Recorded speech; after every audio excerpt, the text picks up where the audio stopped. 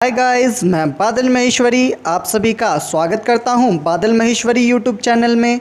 मैं आज CBSE board 12वीं क्लास के पॉलिटिकल साइंस के पहले चैप्टर शीत युद्ध के दौर में मौजूद एक टॉपिक शीत युद्ध के दायरों के बारे में आपको समझाना चाहता हूं। जनरली आपके टीचर और ट्यूटर ये समझाते हैं पर बच्चे समझने में नाकामयाब रहते हैं। इसके लिए मैं आज आपको आसान लैंग्वेज में ये समझाऊँगा कि क्या है शीत युद्ध के दायरे। तो आइए शुरू करते हैं शीत युद्ध के दायरे। शीत युद्ध के दायरे समझने से पहले आपको ये पता होना चाहिए कि शीत युद्ध के दायरों का मतलब क्या है। तो मैं आपको बता दूं, शीत युद्ध के दायरों का मतलब है एक ऐसी स्थिति, एक ऐसी सिचुएशन जहां पे लड़ाई हो सकती थी पर किसी भी कारणवश से लड़ाई नहीं हुई या लड़ाई टल गई, और अगर लड़ाई हुई भी तो उसमें 2-4 लोग ही मारे गए, मतलब ज़्यादा खून खराबा नहीं हुआ। ऐसी स्थिति को ही शीत युद्ध के दायरे कहा जाता है। जैसा कि आप सभी जानते हैं, शीत युद्ध क्योंकि सोवियत संघ और अमेरिका के बीच हो रहा था तो ऐसी ही स्थिति दोनों के बीच बनी होगी। इसमें सबसे मुख्य जो है वो है क्यूबा मिसाइल संकट। इसे शीत युद्ध का चरम बिंदु भी कहा जाता है। इसमें सोवियत संघ और अमेरिका एक क्यूबा नामक टापू को लेकर के आमने सामने आए थे लड़ाई के लिए। क्यूबा पर सोवियत संघ ने अपनी मिसाइल तैनात की थी, जबकि अमेरिका ने इसी के सिलसिले में अपनी जंगी बेड़ों को आगे किया था।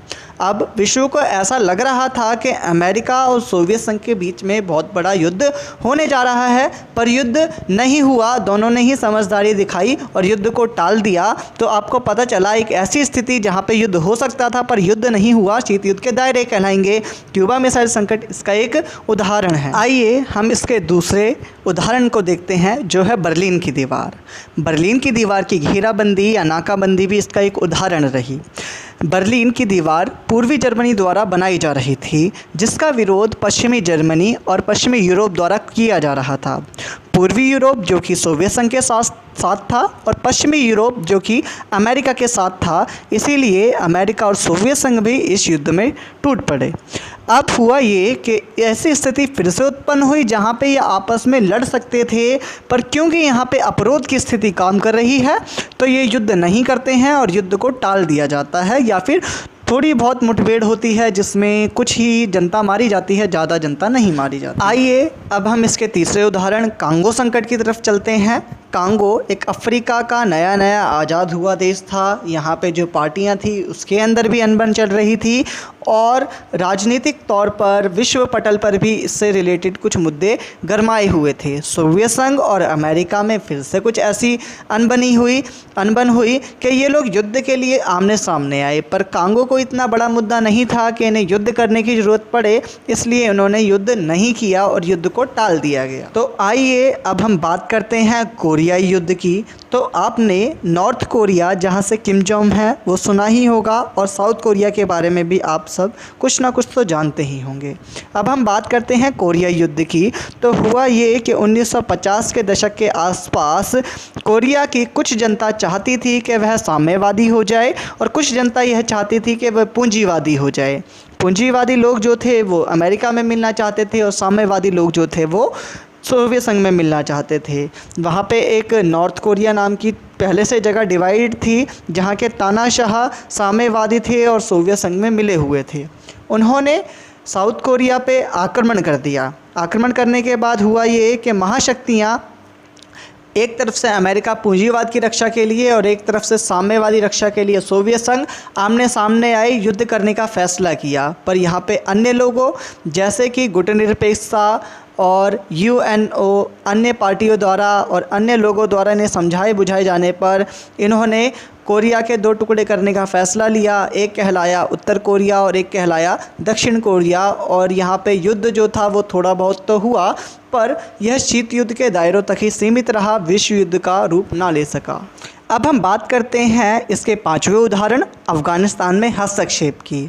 अफ़गानिस्तान भी एक नवस्वतंत्र देश था और ये कहीं ना कहीं पूंजीवाद को अपना रहा था और अमेरिका में शामिल हो रहा था। ऐसे में सोवियत संघ ने ये सोचा कि ये तो हमारे बिल्कुल पड़ोस में ही पड़ता है, तो क्यों ना इसमें हस्तक्षेप करके इसको अपने कब्जे में कर लिया जाए और यहाँ पे भी अपनी तानाशाही दिखाई जाए। पर क्योंकि ये अमेरिका में सम्मिलित था तो अमेरिका भी चुप नहीं बैठ सकता था। अमेरिका इसकी रक्षा करने के लिए सामने आया। सामने आने में हुआ क्या, फिर से दो महाशक्तियाँ बिल्कुल लड़ाई के लिए, युद्ध के लिए आमने सामने थी। पर ये किसी भी छोटे मुद्दे को लेकर के ऐसे लड़ नहीं सकती थी, पर क्योंकि इनको अपना रुतबा भी दिखाना था विश्व पटल पर, तो ये हट भी नहीं सकती थी उस मुद्दे को लेकर के। ऐसे में फिर से एक परिस्थिति बनती है जहाँ पे अमेरिका और सोवियत संघ लड़ाई के लिए बिल्कुल आमने सामने थे, पर इन्होंने युद्ध ना करने का फ़ैसला लिया और धीरे धीरे युद्ध को टाल दिया गया। अब हम बात करते हैं आज के छठे एग्जाम्पल की, जो है वियतनाम में हस्तक्षेप। वियतनाम में हस्तक्षेप की अफ़गानिस्तान में हस्तक्षेप की ही तरह है, पर यहाँ पे परिस्थितियाँ थोड़ी सी उल्टी हैं। वियतनाम जो कि पश्चिमी यूरोप के आसपास मौजूद एक छोटा सा देश था, जो कि मौजूद तो उसके आसपास था अमेरिका के साथी देशों के पास, पर ये शामिल था सोवियत संघ में। अब हुआ यह कि अमेरिका समेत पश्चिमी यूरोप के देशों ने सोचा कि क्यों ना इसे भी अपने अंदर शामिल कर लिया जाए, मिला लिया जाए। पर जैसे ही यह बात सोवियत संघ को पता चली, तो सोवियत संघ ने उसकी मदद करने की ठान ली, क्योंकि करे भी क्यों ना, क्योंकि वह इसी में शामिल एक देश था। अब ऐसा होने पर हुआ क्या कि फिर से दो महाशक्तियाँ युद्ध के लिए आमने सामने आईं।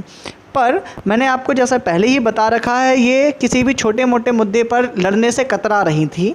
पर ऐसा बात नहीं है कि यहाँ पे युद्ध ना हुआ हो। यहाँ पे युद्ध हुए, बिल्कुल थोड़े छोटे मोटे युद्ध हुए, इतने बड़े लेवल पे युद्ध नहीं हुए कि उसे हम शीत युद्ध या विश्व युद्ध जैसे टॉपिकों में पढ़ें। इतने छोटे युद्ध थे कि इस पर डिस्कशन भी नहीं किया जाता है आपकी बुकों में खुल करके। तो आपको अब पता चल गया होगा कि क्या थे ये सभी दायरे और कैसे आप उदाहरण दे सकते हो, क्या बता सकते हो इनके बारे में। तो यही सब था। सबसे पहले हम एक बार थोड़ा सा रिवाइज करते हैं। शीत युद्ध के दायरों का मतलब होता है एक ऐसी स्थिति जहां पे अमेरिका और सोवियत संघ युद्ध कर तो सकते थे, पर युद्ध हुआ नहीं। ऐसी स्थितियां बनती हैं एक क्यूबा मिसाइल संकट में, फिर बर्लिन की दीवार की घेराबंदी या नाकाबंदी में, फिर कांगो संकट में, उसके बाद कोरियाई युद्ध में। अफ़गानिस्तान में हस्तक्षेप और वियतनाम में हस्तक्षेप लगभग एक जैसी ही बात है, पर दो अलग अलग कंडीशन बनती हैं। एक में दूसरी महाशक्ति दूसरे पे कब्जा कर रही है, फिर एक में दूसरी महाशक्ति दूसरे देश पे कब्जा कर रही है। दोनों ही अपने अपने देशों को बचाने के लिए सामने आते हैं। तो यही था आपका शीत युद्ध के दायरे। मैं आशा करता हूं कि आपको ये वीडियो पसंद आई होगी। और मैं आपको एक और बात बता देना चाहता हूं कि पूरे शीत युद्ध के दायरे और शीत युद्ध में एक स्थिति काम कर रही थी जिसे अपरोध बोला जाता है।